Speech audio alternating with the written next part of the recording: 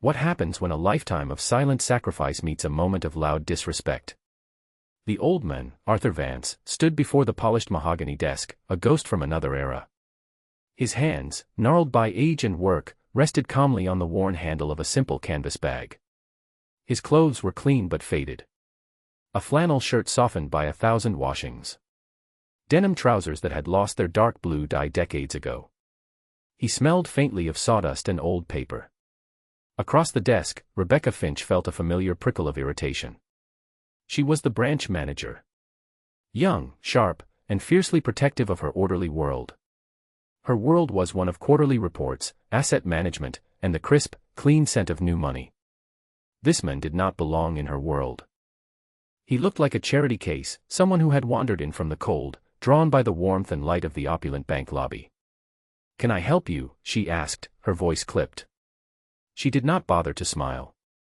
Arthur's eyes, a pale and watery blue, met hers. They were calm, patient. The eyes of a man who had waited for far more important things than a bank manager. "I need to make a withdrawal," he said. His voice was quiet, a low rumble like distant, forgotten thunder. "Of course," Rebecca said, gesturing vaguely towards the main banking floor. "A teller can assist you with that." She had reports to finalize. A conference call with regional headquarters in an hour. She did not have time for this. "They sent me to you," Arthur stated simply. He did not seem annoyed. He was merely stating a fact. Rebecca's perfectly sculpted eyebrow arched. "They did. Why?" "The amount," he said. A flicker of something, amusement, perhaps, crossed her face. What could this man possibly be withdrawing that would require her authorization? A few thousand from a meager pension. "And what is the amount?" she asked, a patronizing sweetness coating her words. Arthur Vance looked down at his bag, then back at her. $8 million. Silence. The hum of the bank's climate control system suddenly seemed deafening. Rebecca stared at him. She waited for the punchline. For the wink, the grin, the sign that this was some kind of feeble, senile joke. It did not come. The old man's expression remained unchanged. Calm. Patient. Resolute. A laugh escaped Rebecca's lips. It was not a kind laugh. It was sharp, incredulous, and loud enough to turn a few heads in the lobby. "Is this some kind of joke?" she finally asked, leaning back in her plush leather chair. "Are you feeling all right, sir?" The "sir" was an insult. Arthur's jaw tightened, a barely perceptible motion. "I am feeling fine," he replied. "I would like to withdraw my funds."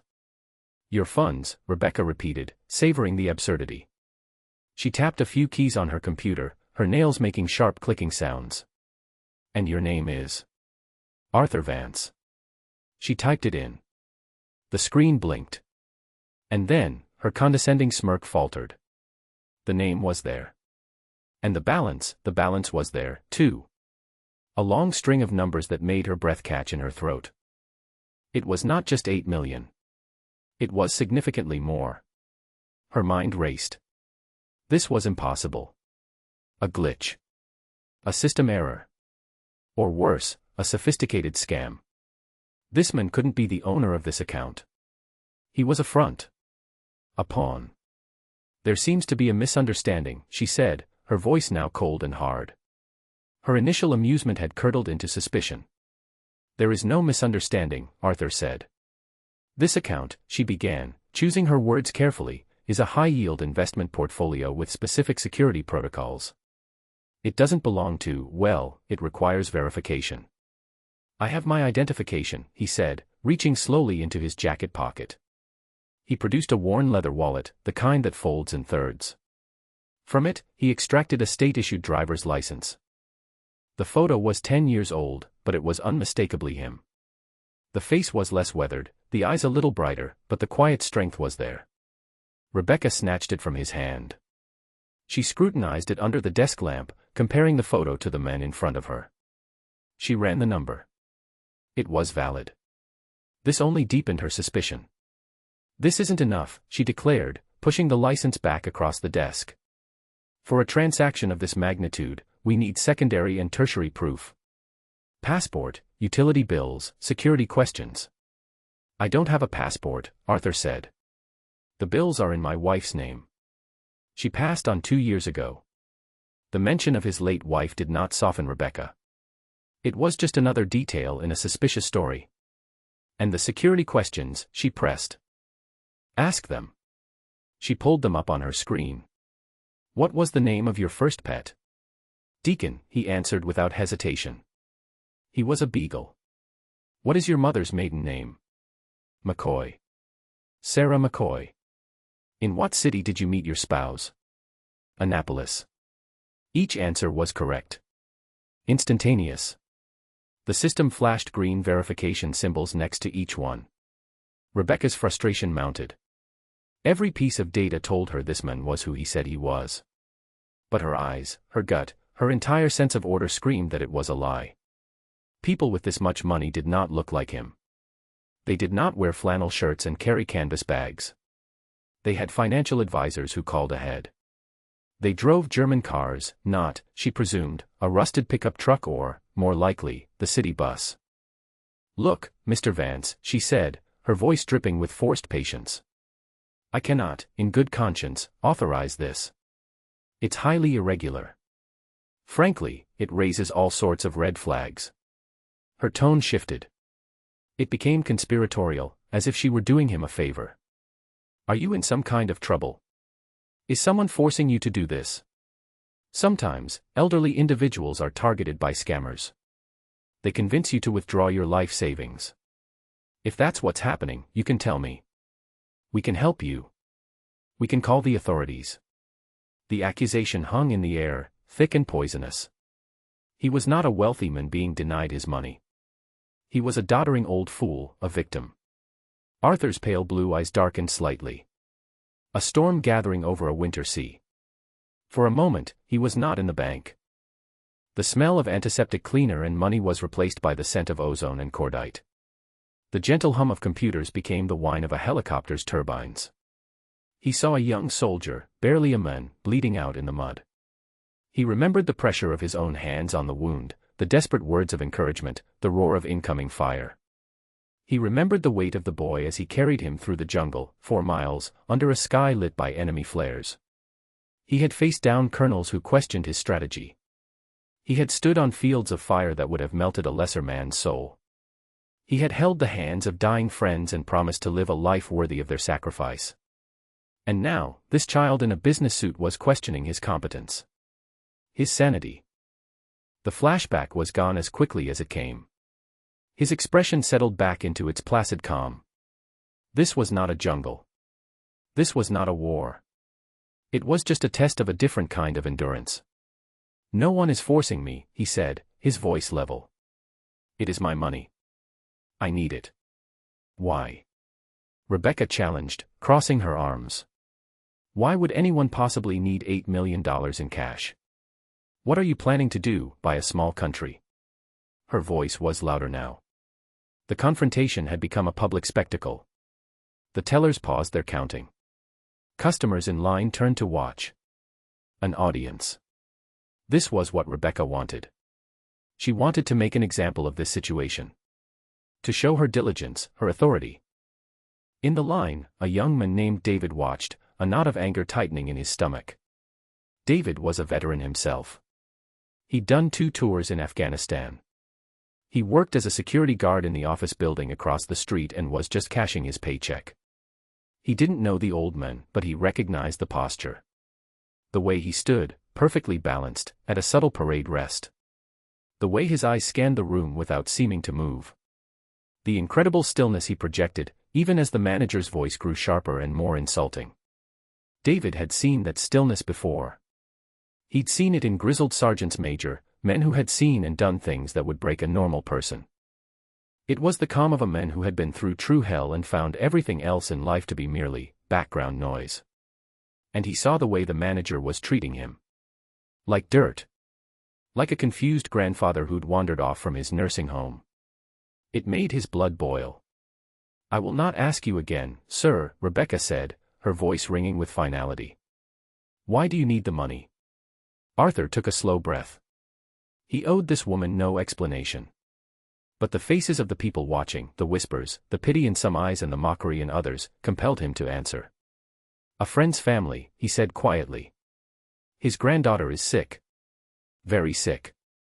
The insurance won't cover the experimental treatment. The doctors say it's her only chance.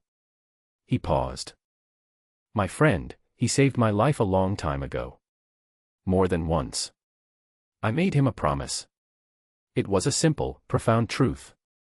But to Rebecca, it sounded like the oldest scam in the book. The sick relative. The desperate plea for cash. That's a very touching story, she said, her voice laced with venomous sarcasm. A truly noble cause. But it's also the exact narrative used in hundreds of fraud cases we see every year. I'm sorry, but my answer is no. She stood up, a clear signal that the conversation was over. In fact, she added, her eyes glinting with a cruel sort of power, I think I have a responsibility here. A duty of care. She reached for her phone. I'm going to call Adult Protective Services. And I'm having our security escort you out. We're placing a temporary hold on this account until we can verify your competence. This was the ultimate insult. The final, crushing humiliation. She was not just denying him his money. She was stripping him of his autonomy, his dignity, his very identity as a capable man. She was declaring him mentally unfit in front of a room full of strangers. Arthur Vance did not move. He simply watched her, his calm exterior finally showing a crack. A deep, profound sadness filled his eyes. Not for himself. For her. For the casual cruelty she wielded with such confidence. In the line, David had seen enough. He pulled out his own phone. He knew this was a long shot, a crazy idea, but he had to do something. The old man's bearing screamed military, but his faded clothes gave no clue as to branch or rank. There was only one place to call. He found the number for the public affairs office at the nearest major military installation, Fort Hamilton. A bored-sounding specialist answered the phone. Fort Hamilton Public Affairs, how can I help you? Hi, David said, his voice low and urgent. This is going to sound strange, but I'm at the First National Bank downtown. There's an old-timer here, a veteran, I think. He's being treated very badly by the manager. She's threatening to call adult services on him. Sir, that's a civil matter, the specialist said, his tone dismissive. There's nothing we can do unless he's active duty. Just listen, David pleaded. There's something about him. The way he carries himself. His name is Arthur Vance. He spelled it out. V-A-N-C-E. There was a pause on the other end of the line. The bored tone vanished, replaced by something else entirely. Something sharp, alert, and laced with disbelief. Say that name again, son. Arthur Vance, David repeated. He's maybe 80 years old, white hair, blue eyes. Where did you say you were? The voice was now a steel whip. Urgent. Commanding. First National Bank. On Jefferson Street. Is he okay? Has anyone touched him? No, not yet, David said, his heart starting to pound. But the manager has 2 security guards walking over to him right now. Keep them away from him, the voice on the phone ordered. Do not let them touch him. Do you understand me? The base commander is on his way. I repeat, the general is on his way personally. The line went dead. David stared at his phone, stunned. The general? What in God's name was going on? Who was this old man? Back at Rebecca's desk, 2 burly security guards had arrived. They were big men, but they looked uncomfortable. They glanced from their furious boss to the impossibly calm old man. Escort Mr. Vance out of the building, Rebecca commanded, pointing a finger at Arthur. And wait with him until the authorities arrive. Ma'am, one of the guards started, hesitant. Now, she snapped. The guards took a step toward Arthur. I wouldn't do that, David said, stepping out of the line. Rebecca whirled on him. And who are you? Get back in line or I'll have you removed as well. He's right, Arthur said, his voice still quiet, but now carrying a new weight. He looked at the 2 guards. Son, you don't want to put your hands on me. It wasn't a threat. It was a piece of friendly advice. The air in the bank was thick with tension. It was a standoff. A young, arrogant manager, two hesitant guards, a concerned witness, and an old man who seemed to be the calm center of a hurricane. And then, the sound began. It started as a distant siren, then another, and another. A chorus of wails growing closer at an impossible speed. Heads turned towards the large windows overlooking the street. Screeching tires echoed through the lobby. 3 black SUVs and 2 military police cruisers swerved to a halt directly in front of the bank, blocking traffic. Doors flew open and soldiers in crisp dress uniforms and MP armbands spilled out, moving with disciplined, urgent precision. They formed a perimeter around the bank entrance. The bank's customers and employees stared, mouths agape. The front door of the lead SUV opened. Out stepped a man who radiated authority as surely as the sun radiates light. He was in his late 50s, tall and ramrod straight in a dark green service uniform that bristled with decorations. 4 silver stars glittered on each of his shoulders. A 4-star general. The general scanned the street, his eyes like chips of granite. He strode towards the bank entrance, flanked by 2 military police officers. The glass doors swung open before him. He did not walk. He marched. His polished shoes clicked on the marble floor with the sound of a judge's gavel. The entire bank fell silent. All eyes were on him. Rebecca Finch froze, her hand still holding her phone. Her mind could not process what was happening. Was this a robbery? A drill? The general's eyes swept the room, ignoring everyone. He ignored the terrified tellers. He ignored the gawking customers. He ignored Rebecca Finch, standing behind her desk like a statue of disgraced authority. His eyes found the old man in the faded flannel shirt. And the general's entire demeanor changed. The granite hardness in his eyes melted away, replaced by a look of profound, absolute reverence. He marched directly towards Arthur Vance. He stopped 3 feet away. In the dead silent bank, the general's arm snapped up in the sharpest, most perfect salute Rebecca had ever seen. It was a gesture of such crisp respect it seemed to vibrate in the air. "Mr. Vance," the general boomed, his voice filling the cavernous space. "General Thompson, sir. It is an honor." Arthur slowly, almost tiredly, raised a hand and gave a gentle nod of acknowledgement. "At ease, George," he said softly. "You're making a scene."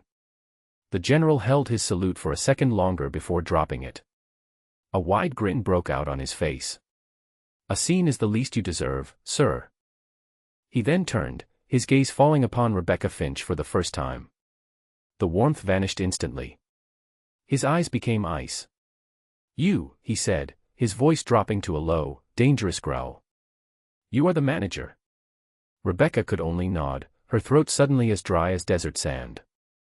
"I received a call," General Thompson said, his voice rising with controlled fury, "that you were attempting to have this man, arrested. That you were questioning his competence." He took a step closer to her desk. The 2 security guards who had been flanking Arthur seemed to shrink, melting back towards the wall. "I want you, and everyone in this room, to understand something," the general declared, his voice a weapon. He pointed a finger not at Rebecca, but at Arthur Vance. "This is not just a Mr. Vance, this is not some confused old man." He turned back to Arthur. "Sir, with your permission." Arthur gave another small, weary nod. General Thompson turned back to the stunned audience. "This man is Chief Master Sergeant Arthur Vance, United States Air Force, retired. He served for 30 years. 30 years of his life, given to this country." He began to pace in front of Rebecca's desk, his voice a litany of honor. "He is a pararescueman. A PJ. For those of you who don't know, that means he is part of the single most decorated enlisted force in the U.S. military. Their motto is, that others may live, and that is all he has ever done." He pointed at Arthur again. "This man served 3 tours in Vietnam. He was at the siege of Khe Sanh. He personally performed over 50 combat rescue missions. 50. Under direct enemy fire. He wasn't finished. He served in Operation Eagle Claw, the attempt to rescue the Iranian hostages. When his helicopter went down in the desert, he pulled 4 injured men from the wreckage while the fuel tanks were burning. He took another step, his eyes boring into Rebecca's. He served in Grenada. He served in Panama. In Operation Desert Storm, his team was tasked with rescuing a downed pilot deep behind Iraqi lines. They were outnumbered 10-1. He held off an enemy patrol by himself so the rest of his team and the pilot could get to the extraction point.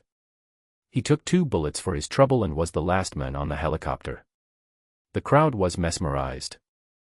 Phones that had been poised to record an old man's humiliation were now recording a legend's history. This man, the general said, his voice thick with emotion, has been awarded the Silver Star, the Distinguished Flying Cross, the Airman's Medal, 4 Purple Hearts, and a list of other commendations so long it would take me an hour to read them all. He paused, letting the weight of his words settle. Then he walked back to Arthur, his gaze softening again. He gently took Arthur's left hand and held it up for the room to see. This man's money? The money you denied him. It's from a portfolio started in the 1970s with combat pay and savvy investments. But the bulk of it comes from a tech patent he developed after he retired. A piece of medical evacuation equipment that has saved thousands of lives, both military and civilian. He donated most of the profits to veteran charities. You're not looking at a confused old man. You're looking at a hero and a genius. Finally, the general reached into his own uniform jacket. He pulled out a small, velvet-lined case. He opened it. Inside, resting on a bed of blue silk, was a 5-pointed star, hanging from a light blue ribbon dotted with 13 white stars. The Medal of Honor. General Thompson didn't say a word. He simply held it up. A gasp went through the room. The Medal of Honor. The highest and most prestigious military decoration. An award for valor so extreme it defies description. Rebecca Finch's face went white. Her legs gave out from under her. She collapsed into her chair, her body trembling. The world had just been turned upside down. The homeless-looking man, the potential scam victim she had mocked and humiliated, was a living legend. A man of such stature that a 4-star general referred to him as Sir. The general looked at the medal, then at Arthur. He has won, General Thompson said, his voice now quiet, almost a whisper. He was awarded it for actions so classified they were only declassified 5 years ago. He never wears it. He never talks about it. Because that's the kind of man he is. He closed the case and looked directly at Rebecca. His face was a mask of cold, professional rage. 25 years ago, I was a young captain, shot down over hostile territory. My leg was shattered. My crew was dead. I was going to die. But a ghost fell out of the sky. A man who ran through a storm of bullets to get to me. He carried me for 2 miles on his back to a clearing. That man was Arthur Vance. He let the personal connection hang in the air, a final, devastating blow. He saved my life, the general said simply. So when I get a call that some arrogant, overprivileged bank manager is trying to humiliate him, you can bet your entire career that I will drop everything to be here. Rebecca started to sob. Not quiet tears, but racking, hysterical sobs of pure, unadulterated shame and fear. Her career, her reputation, her entire sense of self-worth had been annihilated in the space of 5 minutes. The general turned to his aide. Get the $8 million. In cash. Now. The aide, a crisp young major, nodded and strode towards the bank vault, where the vault manager was already scrambling to comply. General Thompson looked back at the weeping Rebecca, his expression unforgiving. It was Arthur who broke the silence. He stepped forward and placed a gentle hand on the general's arm. George, he said softly. That's enough. The general looked at him, his anger still simmering. She didn't know, Arthur said. He looked over at Rebecca, and for the first time, there was a flicker of pity in his eyes. She was just doing her job. Wrongly, but she was trying to protect the bank. Sir, she disrespected you, the general countered, his voice low. And now she knows better, Arthur replied. Leave the girl be. She's learned her lesson. This act of grace, of forgiveness in the face of such profound humiliation, was perhaps more powerful than any medal. He had won. He had been vindicated in the most dramatic way possible. And his first instinct was not to gloat, but to show mercy. The major returned with 2 heavy-duty briefcases. He set them on the desk in front of Arthur. General Thompson personally escorted Arthur out of the bank. The soldiers who had formed a perimeter now snapped to attention, creating an honor guard corridor to the waiting SUV. As he walked past David, the young veteran who had made the call, Arthur paused. He looked him in the eye and gave a small, almost imperceptible nod. It was a silent thank you, a shared understanding between 2 men who had worn the uniform. Arthur Vance got into the SUV, and the motorcade pulled away as swiftly as it had arrived, leaving behind a silent bank, a shattered manager, and a story that would be told for years to come. Weeks passed. The incident at the bank became a local legend. Rebecca Finch was not fired, but she was demoted. Her fall from grace was as swift as it was public. She spent her days in a back office, drowning in paperwork, avoiding the whispers and stares of her colleagues. The shame was a physical weight. But beneath it, something else was growing. A seed of understanding, planted by Arthur's final act of grace. One Saturday, she drove for 2 hours, following an address she had gotten from a sympathetic clerk who had processed Arthur's account closure. She found herself on a quiet country road, in front of a modest, well-kept farmhouse with a large workshop out back. She saw him there, through the open door. He was standing at a workbench, carving a piece of wood. The air smelled of cedar and oil. Her heart hammered against her ribs. She almost turned back, but the memory of her own arrogance pushed her forward. She walked to the doorway of the workshop and stood there, waiting. Arthur finished a delicate cut, blew the sawdust from the wood, and then looked up, as if he had known she was there all along. He showed no surprise. No anger. "Hello," he said simply. Tears welled in Rebecca's eyes. "Mr. Vance." "Chief." "Sir," she stammered. I came to apologize." She took a shaky breath. "What I did, there's no excuse. It was arrogant, and cruel, and ignorant. I judged you. I judged a book by its cover and I didn't even realize the book was a sacred text. I am so sorry." The apology was raw, and real. Arthur set down his carving tool. He wiped his hands on a rag. "Come in," he said, gesturing to a simple wooden stool. "Want some coffee?" She nodded, unable to speak. He poured her a mug from an old thermos. It was black and strong. She sat on the stool, clutching the warm mug like a lifeline. "I didn't understand," she finally whispered. "Why you live like this. Why you don't show it. The medals. The stories." Arthur picked up the piece of wood he was carving. It was a small, intricate bird, a sparrow. "The medals aren't for me," he said, his eyes on the wood. "They're for the ones who didn't get to come home. The ones who didn't get to grow old, or have a workshop, or drink coffee on a Saturday morning." He looked at her, his pale blue eyes holding a universe of quiet wisdom. "Honor isn't something you wear on your chest, Miss Finch. It's something you carry in your heart. It's quiet. It's about the promises you keep. The people you help. The life you live when no one is watching." He pointed to the nearly finished sparrow. "This world is full of sparrows," he said. "Plain, brown, easy to overlook. But they have their own song. Their own courage. You just have to be quiet enough to listen." Rebecca finally understood. Her world of crisp suits and bottom lines had been loud, so loud she couldn't hear the quiet songs of real courage all around her. "The money?" she asked softly. The little girl. A rare, gentle smile touched Arthur's lips. "Her name is Sarah. The treatment is working. She's going to be okay." He had withdrawn his fortune not for himself, but to keep a promise. That others may live. Rebecca left the farm that day a different person. A month later, she proposed a new, bank-wide training initiative. It focused on empathy, on looking beyond appearances, and included a special module on identifying and assisting veterans and the elderly with dignity. She called it the Vance Protocol. It was approved immediately. It became her new mission, a way to build a legacy not of power, but of respect. A quiet honor she could carry in her own heart, inspired by the old men who taught her that the greatest heroes are often the ones you'd never notice.